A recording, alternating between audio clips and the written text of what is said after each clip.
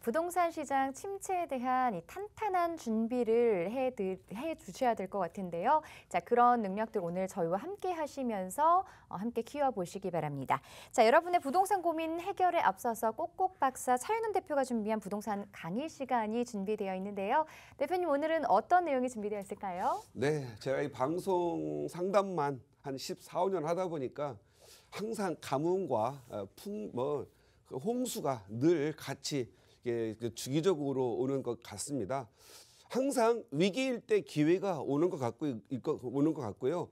또 기회가 와서 물들어올 때 매각하고 정리한 그런 것들이 좀 있습니다. 그래서 지금과 같은 시기에는 모두가 잘 못 되는 게 아니라 어떤 부분은 잘 되고 어떤 부분은 잘 못 되고 그렇습니다. 그래서 요즘과 같은 시기에도 내 집 마련 기회가 있고 투자의 기회가 있다. 이런 부분을 좀 다뤄볼까 합니다. 오늘 제목은 내 집 마련의 기회가 오고 있다. 그리고 이번에는 성공하자. 우리 늘 그동안 막 돈 벌고 평생 열심히 일해 저축하다 보면 저축해서 내 집 하나 장만하려고 하면 집값 너무 올라가지고 늘 우울하죠. 자, 그 맨날 우울했던 분들 이제 내 집 마련 기회 한번 가져보시기 바랍니다. 언제가 기회가 올까요? 제가 봤을 때는 일단 아주 간결하게 말씀드릴게요. 2023년 3월부터 5월 9일까지가 내 집 마련이 기회가 올 것 같습니다. 이 3개월 동안 열심히 내 집 마련하시기 바랍니다. 그리고 이후에 가격 떨어질 때 있고 이전에 또 가격 떨어질 때가 있습니다. 다만 중요한 건 내년 5월 9일이 끝나는 날이면 여러분이 꼭 사고 싶은데 거기 어디죠? 서울에 그놈의 그 좋은 위치에 정말 상급지에 살 수 있는 기회가 5월 9일이 마지막이 될 것 같습니다. 그러면 지금 사면 되느냐? 지금 사면 조정기죠. 조정기에는 가격이 좀 떨어질 걸로 보입니다. 제가 봤을 때는 내년 3월 좀 발 빠른 사람들은 조금 비싸더라도 1, 2월에 시작을 해야 5월 9일입니다. 5월 9일이 지나면 또 매물들이 시장에서 개눈 감추도 사라지겠죠. 그때 또 가격이 또 오를 수 있습니다. 왠지 한번 살펴보도록 하겠고요. 자, 지금은 부동산이 조정기입니다. 그런데 무조건 가격이 다 내리느냐? 아니죠. 그래도 오르는 지역이 있고 내리는 지역이 있고 보합을 유지하는 지역이 있습니다. 그러면 항상 투자의 기회는 맨날 대세 하락, 대세 좋아하는 사람들, 잘 되는 사람들 없죠. 이 대세남, 대세녀 허풍이 많습니다. 그런 것처럼 대세라고 하는 하락과 대세 상승 쫓아다니는 사람들은 깊은 상세, 디테일을 모르기 때문에 이 사람들은 항상 입만 나불나불거리지 이 집을 이게 만들지 못합니다. 그래서 막 언론에서도 막 대세하락, 대세상승 하는 사람들 보면 대부분 좀 가난하지요. 내 집도 없죠, 내 집이. 일단 내 집이 있는 사람들이 좀 이런 얘기하면 되는데 이게 왜 그러냐면요. 이 대세 하락장에서도 가격이 오른 놈이 있고 대세 상승장에서도 내리는 놈이 있어요. 자, 지금은 전 세계가 경기 침체기입니다. 누가 봐도 침체인 거 알죠? 뭐 보면 알아요? 석유가, 여러분의 기름값. 이 지금 현재 유가가 엄청나게 상승돼 있죠. 지금 밖에 보니까 차도 별로 안 움직여요. 유가가 많이 오르면 차가 안 오르잖아요. 침체기죠. 그 원인이 뭐죠? 전 세계가 금리 인상하고 있습니다. 왜? 긴축하려고. 코로나 때문에 너무 많이 불어났기 때문에 좀 걷어들여야 되죠. 그리고 코로나 후유증이 있습니다. 코로나가 끝난 지 2년 됐어요. 3년 됐어요. 이제 끝나지도 않았어요. 그냥 끝낸 거예요. 왜? 너무 이거 코로나로 잡고 있다 보니까 경기가 2년 동안 안 돌아가서 만 2년이면 엄청나게 안 돌아간 거잖아요. 대기업만 수출기업들 먹고 살고 했지 개인들 사실 이 민간 경제는 많이 무너졌잖아요. 그래서 코로나 후유증, 이 코로나 후유증 우리는 이제 지금 시달리고 있죠. 중국이나 이런 데는 아직도 막 다 바리케이트 치고 못 다니게 하잖아요. 아직도 6천 명, 7천 명 코로나 나오잖아요. 옛날에 200만만 나와도 다 문 닫고 추적하느라고 거기에 얼마나 많은 노력을 했습니까? 그래서 코로나 후유증, 그다음에 유가 고공 상승하잖아요. 고공, 금리 인상, 이거 세 개만 가지고도 침체가 오죠. 그리고 중요한 거 원자재 가격 상승, 인건비 상승, 뭐 이거 다 중요하죠. 그런데 요런 부분들이 지금 결정적으로 우크라이나 전쟁이 있겠죠. 우크라이나 전쟁. 이 썩을 놈의 전쟁 없어져야 되는데 이 전쟁이 문제죠. 전쟁이 일어나면 항상 사람들이 뭐죠? 불안 심리가 있습니다. 기름 쌓아두려고 하죠. 그리고 또 이번 우크라이나 전쟁은 뭐죠? 좀 러시아라고 하는 원자재, 석유, 가스 많이 갖고 있는 러시아가 갖고 있잖아요. 그래서 얘들이 땡깡 부르니까 계속 전쟁하겠다고 하니까 지금 현재 수많은 곡물, 곡식, 뭐 그리고 석유, 가스 이런 부분들이 가격이 막 고공행진하지 않습니까? 그래서 이 부분들이 계속 할까? 언젠가 피니시 엔딩하는 끝나는 날이 있잖아요. 항상 뭔가 시작이 끝나는 날이거든요. 저는 개인적으로 생각합니다. 러시아 우크라이나의 어떤 민족 간의 동족 상장의 지금 전쟁인데 오래 안 갈 거라고 생각합니다. 러시아는 나름대로 명분 찾아야 되고 우크라이나도 뭔가 명분 찾아서 땅 들 뺏겨야 되니까 뭔가 합의 찾으면 굉장히 서로 동족 상장인데 끝나는 시간이 다가오지 않겠나. 끝나면 또 어떻게 죠? 우리에게는 기회가 오겠죠. 뭐 우크라이나 재건도 해야 되지. 또 러시아 또 재건 수출해야 되니까 기름 또 가스 막 싸게 빨리 팔아서 곡식도 팔아서 그다음 썩을지 모르잖아요. 또 올 가을에 힘들지만 또 곡식 나오면 그것도 재고 되잖아요. 재고 털어야 되니까 다시 경기가 좀 돌아갈 걸로 보입니다. 그래서 지금은 코로나 후유증 가장 컸죠. 그리고 또 지금 우크라이나 전쟁 이거 해야 되는데 지금 이 어려운 시기에 기회가 옵니다. 그래서 제가 봤을 때는 이 기회는 어디가 중요하냐? 지역이 중요해. 지역. 자, 뭐 보면은 막 오를 때 가가지고 꼭 이 상한 지방 가가지고 갭 투자니 뭐 하면서 줍줍이 하는 사람들 있죠.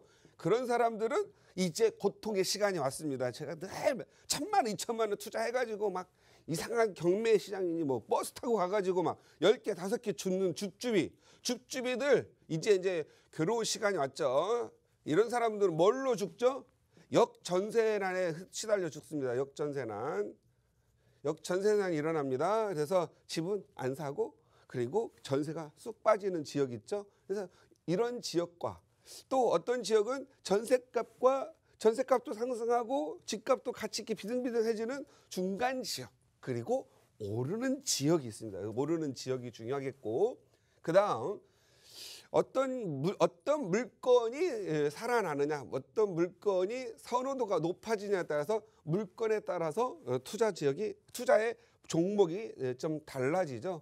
그래서 우리가 항상 고민을 해야 될 건 남들이 가격 떨어진다고 위기를 느낄 때 나만이 벌 수 있고 나만의 내 집 마련할 수 있는 지역과 물건을 찾는 게 매우 중요하다. 그래서 지금은 코로나와 각종 시달림에서 많이 힘들어졌던 상가들이 좀 일부 아주 좋은 지역의 상가들 살아나겠죠.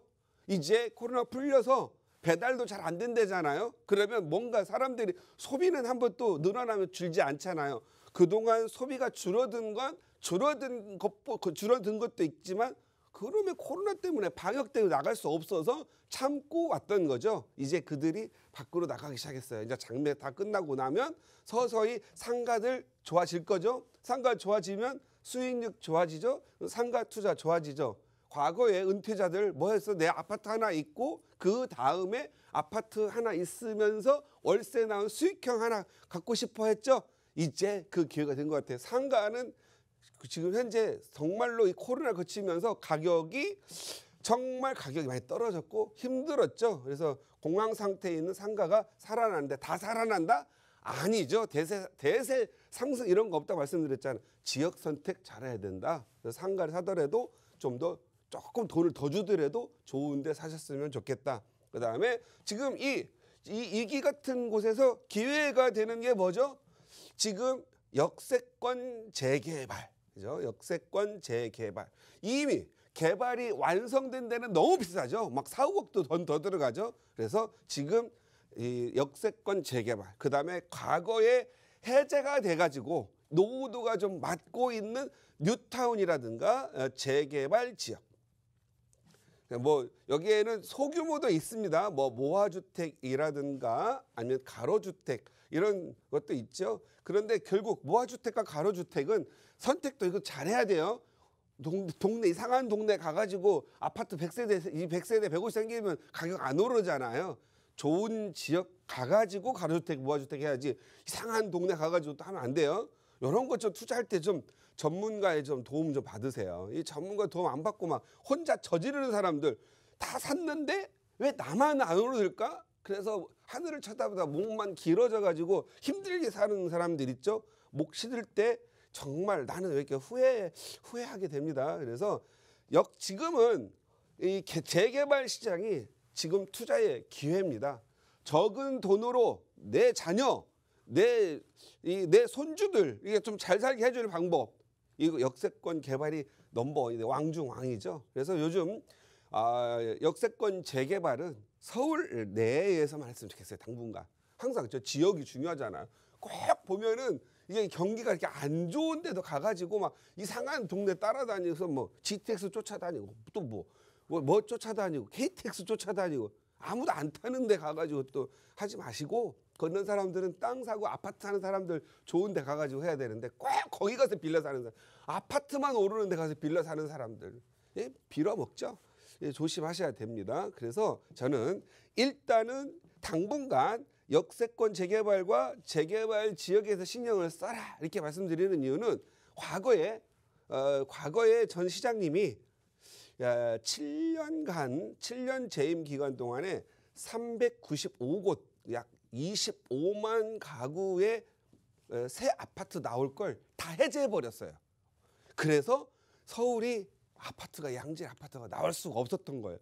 이제는 너무 공급이 안 되다 보니까 지금 현재 서울은 사실은 양질의 아파트가 부족하니까 이거 공급을 하려고 지금 난리잖아요. 그게 뭐예요? 약세권, 뭐 모아주택, 그다음에 뭐 가로주택, 재개발, 재건축, 어떻든 정비 지수제를 막 까다로운 거 다 지금 제거해서라도 규제를 풀어서라도 공급하려고 하는 거잖아요. 일단은 25만 가구는 공급을 해줘야 그래야 이 지금 현재 주택난이 해소가 되는 거거든요. 또 다시 경기 침체기 또 벗어나고 하면 또 집 없어가지고 결국 공급 안 되고 하면 가격도 못 잡게 되죠. 그래서 일단은 공급량을 좀 올려놔서 부동산 가격이 시장에 좀 자율적 기능에 좀 맡기려고 하는 부분이 있어요. 계속 부동산 잡으려고 하고 부동산에 얽매인 그러한 정부는 결국은 인위적으로 하기 때문에 힘들 수밖에 없잖아요. 그래서 정부의 개입을 가급적 시장에서 좀 빠져주려면 어느 정도 수요와 공급을 좀 만들어줘야 된다. 그래서 아담 스미스의 보이지 않는 손을 이 가격이라는 이 지점을 만들어주기 위해서 이게 좀 어느 정도 역할을 하기 위해서 공급이 좀 늘어나야 된다. 그래서 지금 현재는 서울의 빌라, 특히 역세권, 그다음에 재개발, 노후도가 심각한 재개발 지역에 투자를 하는 게 좋을 것 같다. 그래야 투자에 성공합니다. 요건 내 집 마련의 기회도 되기도 하고 내 자녀들에게 그리고 내 손주들에게 미래에 그래 서울에 내 땅 한 편을 갖고 있으면서 내 아파트 20평대라도 받을 수 있는 자격, 입주권을 만들어주는 거다. 이렇게 보시면 될 것 같습니다. 그리고 내 집 마련의 기회, 내 집 한 번만, 나도 지금 아이가 다니고 재개발, 재건축도 좋지만 내가 진짜 좀 살아서 내가 좀 편하게 살면서 아이들 잘 키우고 또 직장 가까운데 다 살고 싶죠. 항상 이 주거에 대한 부분을 하려면 내 집 있어야 됩니다. 그래서 내 집 마련의 기회는 조금 참아라. 왜? 이거 참 재미있죠. 자, 우리 윤석열 새 정부 들어와서 만든 게 첫 번째 양도세, 중과세 유예, 중과세를 좀 유예해서 너무 이 중과세 때문에 시장에 매물이 너무 없고 공급이 없으니 집 좀 갖고 있는 사람들 좀 팔게 해주자. 내가 당장 공급을 하려니까 마음만 공급하려고 하지 땅과 집과 뭐 이런 걸 부셔서 지으려니까 보통 기본 10년 걸리잖아요. 또 주민들 반대하면 10년, 15년 더 걸리는데 입으로는 공급한다고 했는데 실질적 공급이 없습니다. 이럴 때 어떻게 해야 돼요? 그냥 갖고 있는 다주택자들 또는 이주택자 이런 분들이 시장에 물건을 내보내야 되잖아요. 그래서 내보내게 하는 정책이 2022년 5월 10일부터 내년 5월 9일까지 1년 동안 양도세를 한시적 중과를 해제한 거잖아요. 그래서 내년 5월 9일에 다시 부활을 합니다. 그러면 자, 지금은 우리가 올 6월 1일 날 지금 6월 1일 기준으로 해서 종부세, 재산세 매기죠. 그러니까 5월 10일에서 6월 1일 사이에 거의 많은 분들이 이 종부세 좀 피하려고 종부세 막 2억씩 내는 사람도 있잖아요. 그런 사람들 물론 시장에 다 내리 퍼부었습니다. 막 1, 2억씩 싸게 해가지고. 그래도 종부세 여기 양도세 중과세에서 걸려가지고 1, 2억, 3, 4억 싸게 사는 게 더 이익이기 때문에 세법상 계산하니까 싸게 팔아도 되는 거예요. 그런데 이게 언제 끝나요? 내년 5월 9일에 끝나요. 그때는 양도세 중과세가 다시 세가지고 다주택자들 30% 추가과세 뭐 하고 하면은 엄청나게 나오죠. 10억 벌면은요 막 8억이 넘게 양도세를 내야 되니까 이거 못 팔고 다시 또 매물 들어갑니다. 그러니까 이번에 이 3억 싸게 판 사람들이 더 이익이었고 종부세 또 5, 6천, 7, 8천 안 내는 사람들이 더 이익이죠. 그런데 시장에서는 이건 가격이 드디어 싸졌다라고 말하는 뉴스가 있는데 이건 조금 참 싸졌는지 시장 가격이 떨어졌는지 좀 알아볼 만한 부분입니다. 이거 서울 얘기예요. 근데 지방은 진짜 떨어졌어요. 팔려고 해도 안 팔려요. 분양도 안 돼요. 그래서 제가 지금 말하는 건 내 집 마련의 기회를 갖는데 어디 가장 먼저 지역이 중요하다. 그 다음에 어떤 물건이냐.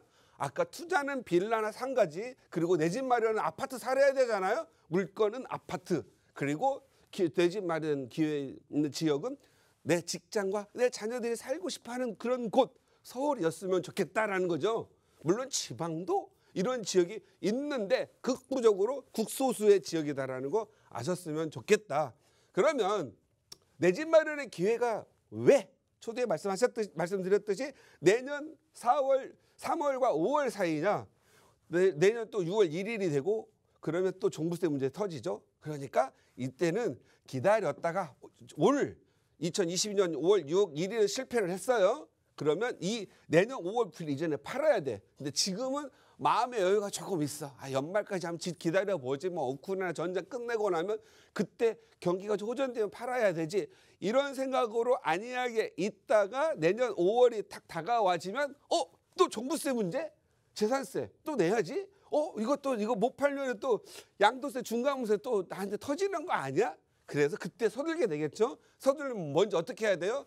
먼저 증여를 먼저 생각하겠죠. 자녀들한테. 그리고 아는 지인들한테 또 싸게 팔겠죠. 근데 싸게 그 팔고 나서 없으면 어떻게 해요? 이제 시장에 매물이 나옵니다. 그러면 우리 내 집 마련하실 분들에게는 기회가 온다. 그래서 내 집 마련을 원하시는 분들은 올 연말까지 참고 넘기셨다가 내년 1, 2월부터 하더라도 늦지는 않을 거다. 그리고 5월 9일이 다가올 때쯤 되면 현금만 많이 있으면 5월 7일에 팔아야 되는 사람이 있을 거 아니겠어요? 이때 내가 당신 집을 이틀 만에 다 사가지고 등기 가져갈 테니 좀 깎아도 이렇게 하면 되겠죠? 그러한 능력이 좀 필요하겠다. 그것을 내고의 능력도 되지 않겠나 싶습니다. 그래서 여러분 지금 부동산 경기 침체입니다. 여러분 지방에서 뭐 분양가 청약이 뭐 미분양이 되고 그건 원래부터 될 지역들이었을지도 몰라요. 그래서 제발 안 된다는 데 가가지고 안 되는 건 보지 말고 잘 되는 지역을 보면서 나도 1등 옆에 2등 한번 돼보자. 부자 옆에 나도 부자 한번 돼보자. 맨날 줍줍이 한다고 막 이상한 동네 가가지고 눈만 빨개지고 다리 아프고 괜히 기름값 들어가고 이렇게 하지 마시기 바랍니다. 제발 여러분 혼자 신문 읽고 해석하지 말고 정말 투자의 기회, 내 집 마련의 기회, 그리고 투자에 대한 전략적 접근 이런 거 생각을 하셔야 되니까 전문가들의 좀 도움을 받고 그러면서 좋은 투자하시고 행복한 부동산 투자의 여행을 즐기시기 바랍니다. 마치도록 하겠습니다.